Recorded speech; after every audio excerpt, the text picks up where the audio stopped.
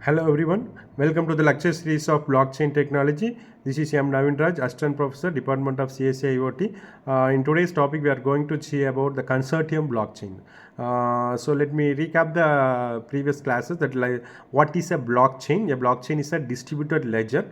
It stores data in blocks. So the blocks are linked using the cryptographic hashes. Here the data is immutable and transparent.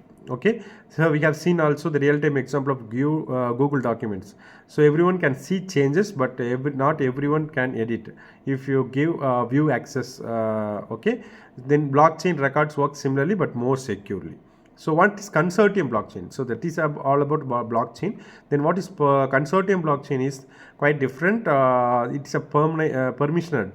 That is only selected members can participate. Okay, so where all the only selected members can participate and controlled by a group, not one entity. Okay, governed by a multiple trusted organizations. So it combines privacy and efficiency of private blockchain. Is at control of decentralized system. So this is the major advantage of the consortium blockchain. You can take a real-time example of ATM network. So Visa or MasterCard. Okay, multiple banks are members. Public users cannot access back-end systems. No single bank has full control, right? So this is exactly how the consortium blockchain works. How does it works? First, a group of organization forms a consortium. Then each organization runs a validating node. Only authorized nodes can validate transaction. Transactions are verified using consensus mechanisms. Okay, we all know that proof of work and proof of stake. Then blocks are added to the shared ledger. Then here the real-time examples are university result processing. So multiple deponents validate marks. Final result published only after the approval, right? Similar manner here the blockchain consortium blockchain works.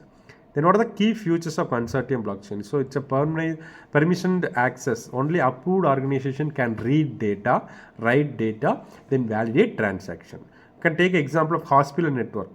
Hospital networks sharing a patient data only among registered hospitals. Okay, only those who have a registered permission, only the patient data can be shared to those hospitals only. Okay, similar manner the consortium blockchain works. Okay, then the faster transaction.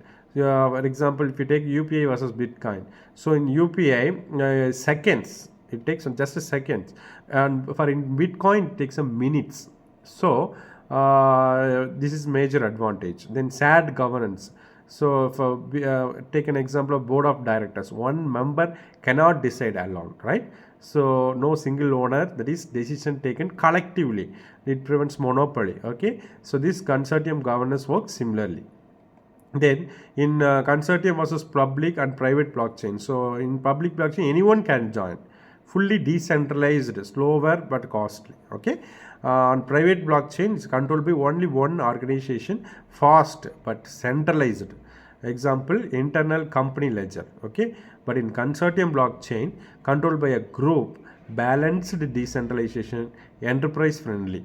So example is banking consortium. Okay, then in the real world cases used for interbank settlements, okay, cross border payments, then fraud preventions.